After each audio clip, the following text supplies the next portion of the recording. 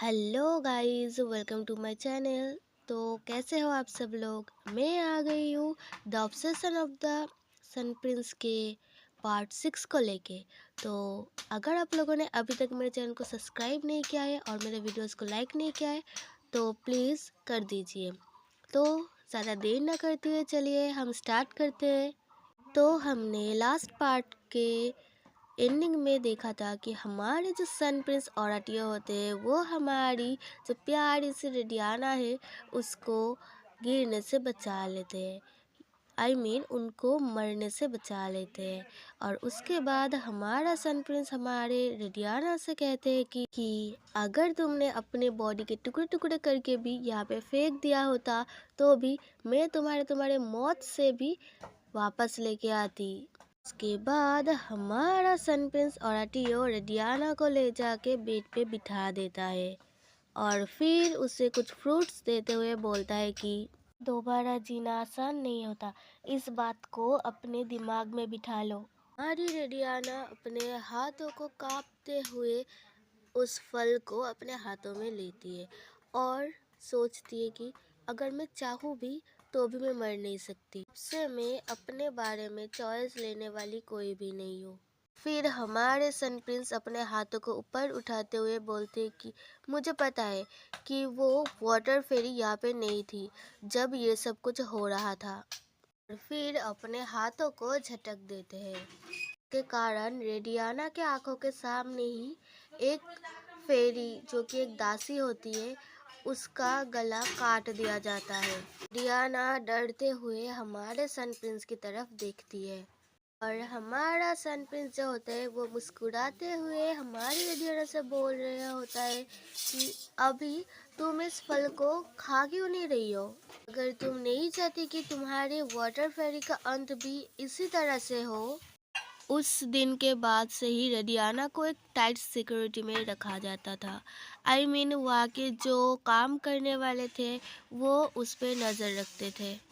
हर सुबह निको रेडियाना को बहुत सारे खाने देते थे और रेडियाना को फोर्सफुली वो खाना खाना ही पड़ता था निको के भलाई के लिए। जो भी हो, स्वर्ग के खाने को खाने की वजह से रेडियाना की जो हेल्थ थी वो फिर से नॉर्मल हो रही थी। औरतियो हर बार बिना बताए रेडियाना को देखने के लिए आता था और हर बार ही हमारी जो निको है वो पानी में बदल के डिसअपेयर हो जाती थी। औरतियो रेडियाना के साथ अपनी छोटी छोटी फीलिंग्स को, अपने स्माइल और अपने बातों को शेयर करते थे जब तक सोने का टाइम ना हो जाता। बातें उतनी अच्छी नहीं थी पर औरतियों को कोई प्रॉब्लम नहीं हो रहा था, वो बिल्कुल ठीक था।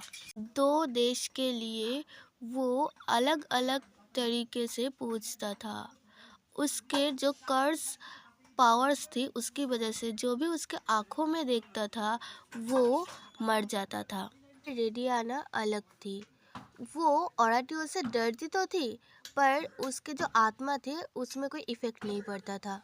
जबकि औरतियों हमारी रेडियाना के माइंड को नहीं पढ़ सकता तो फिर उसको एक शांतिपूर्ण जीवन जीने का सहारा मिल गया हमारी रेडियाना के अच्छी और शांत कंपनी से और सबसे दूर रहते हुए।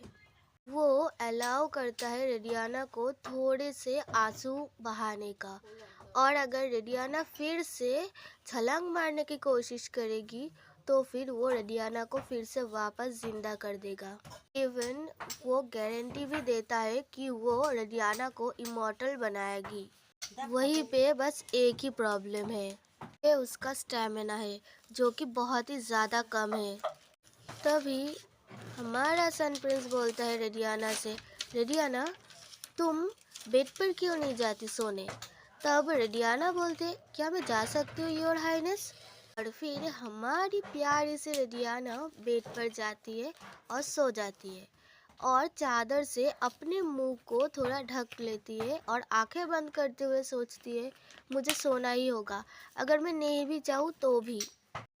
बट मैं थोड़ी क्यूरियस हूँ, आखिर एक सन प्रिंस मुझे जिंदा क्यों रखना चाहेंगे। हम देखते हैं हमारा सनप्रिंस जो होता है वो सोफे पर ही बैठा हुआ होता है, और फिर हमारी रेडियाना सो जाती है और सुबह उठती है। और फिर निको आती है और आके बोलती है, आप उठ गए? योर हाइनेस अभी अभी बस हंटिंग के लिए निकले हैं, और क्या मैं पहले आपके नहाने का पानी भर दूं, या फिर आप पहले खाना खाना चाहेंगे? आज का जो फिग्स है वो बहुत ही ज़्यादा फ्रेश एंड स्वीट्स है।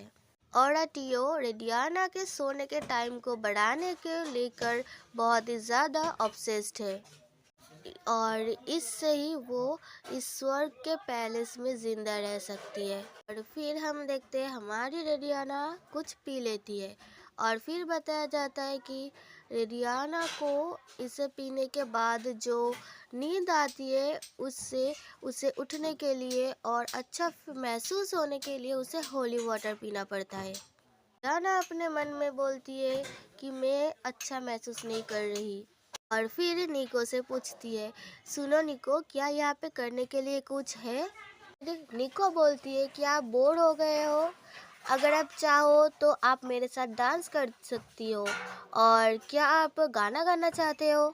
फिर रेडियाना बोलती है कि नहीं, मुझे कुछ और काम करना है, जैसे कि साफ सफाई या फिर फलों को तोड़ना।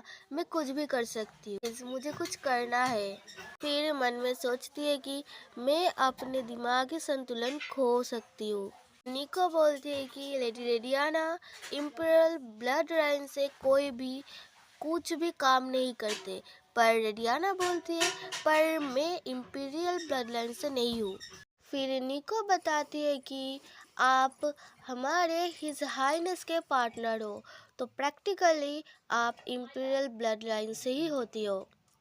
ये बात बोलते बोलते निको थोड़ी सी घबरा जाती है, और फिर वो पानी बन के फिर से डिसअपेयर हो जाती है। और फिर हमें दिखाया जाता है कि रेडियाना के घर के सामने ही ओराटियो होता है, और फिर ओराटियो बोलते हैं कि तुम उठ गई रेडियाना। और फिर हमारी रेडियाना सोचती है कि उसे पसंद है मेरे तरफ से कुछ रिएक्शन। अभी हमारी ओराटियो बोलते हैं कि क्या तुम्हारे दिमाग में कुछ चल रहा है? तब हमारी जो रेडियाना होती है वो बोलती है, नहीं, कुछ भी नहीं। हमारे ओराटियो तब बोलते हैं, ऐसी बात है? फिर थोड़े से झुकते हुए बोलते हैं कि मुझे झूठ बोलने वालों से सख्त नफरत है रेडियाना। हमारी रेडियाना थोड़ी सी हेजिटेट होते हुए बोलती है कि सच्चाई ये है कि मैं थोड़ी सी चिंतित हूँ कि यहाँ पे करने के लिए कोई काम हो। तभी हमारे ओराटियो बोलते हैं कि काम? फिर रेडियाना बोलती है कि हाँ, क्या आप मुझे कुछ करने के लिए दे सकते हो योर हाइनेस? मेरे हाथ बहुत ही तीक्ष्ण है, मुझे कुछ पेपरियस दीजिए, मैं आपके लिए बहुत ही सुंदर सुंदर स्टेडी बास्केट और बॉक्स बना के दूंगी। हमारा सन प्रिंस थोड़े से मुस्कुराते हुए बोलती है, पेपरियस, हाउ इंटरेस्टिंग। फिर रेडियाना के चेहरे को पकड़ते हुए बोलती है, बट रेडियाना, तुम्हें पेपरियस को कुछ भी नहीं करना है, और ना ही तुम्हें किसी भी तरह की कोई भी काम करना है। तुम्हें वो सारी चीज़ें मिल जाएंगी जिसकी तुम्हें ज़रूरत है, वो सब कुछ मैं तुम्हें दूंगा। तो बस तुम्हें यही करना है कि तुम्हें यहाँ पे रहना है अच्छे से। और फिर वो रेडियाना के चेहरे को छोड़ देता है, और फिर हमें बताया जाता है कि ओराटियो के आँखों में जो क्रुएल्टी है और मैडनेस है वो बहुत ही अच्छी तरीके से झलक रही थी। और फिर बताती है टियो रेडियाना से कि तुम्हें बस सुंदर सज धज के एक स्टैचू की तरह रहना है और मेरे लिए वेट करना है, यही तुम्हारा जॉब है। और फिर रेडियाना एक ब्लैक पैंथर को देख के डर जाती है, और हमारा जो ओराटियो होता है वो ब्लैक पैंथर को पेट कर रहा होता है और बोल रहा होता है, तुम बिल्कुल इनके जैसे हो, तो अपने लाइफ के मतलब ढूंढना छोड़ दो, तुम मेरे हो। और ये सुन के हमारी रेडियाना तो डर जाती है, और फिर हमारा ओराटियो बोलता है कि और मैं वही हूँ जिसकी वजह से तुम एग्जिस्ट करती हो। तो बाय बाय गाइस, मिलते हैं नेक्स्ट वीडियो में। हाँ, मुझे पता है कि यहाँ पे बहुत सारे आवाज़ें आ रही है, तो प्लीज़ उसको इग्नोर करो, और एक्चुअली में मेरी तबीयत ठीक नहीं है, तो मेरी आवाज़ भी कुछ मतलब अलग सी आ रही होगी। सो मिलते हैं नेक्स्ट वीडियो में। और किसी ने अगर अभी तक भी मेरे चैनल को सब्सक्राइब नहीं किया है और मेरे वीडियोस को लाइक नहीं किया है तो प्लीज़ कर दो। Bye bye.